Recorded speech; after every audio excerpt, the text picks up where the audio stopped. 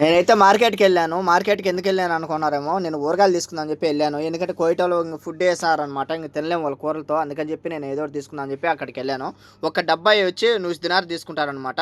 నేనైతే గోంగూర తీసుకున్నాను. సూపర్‌గా అంటే సూపర్‌గా ఉన్నదనమాట. ఇంకా ఉన్నాయి చూడండి. కోయటోళ్ళు తినే ఊరగాయలు కూడా చూడండి. వంకాయలు గాని, చిక్కుడుకాయలు గాని అలా ఊరగాయలు కూడా ఉన్నాయి. హైలైట్‌గా ఉంటాయి. అయి కూడా తినండి. కాకపోతే రేట్లు ఎక్కువయ్యాయనమాట. మనమైతే అయి తీసుకోము. మనం తినము అయ్యి.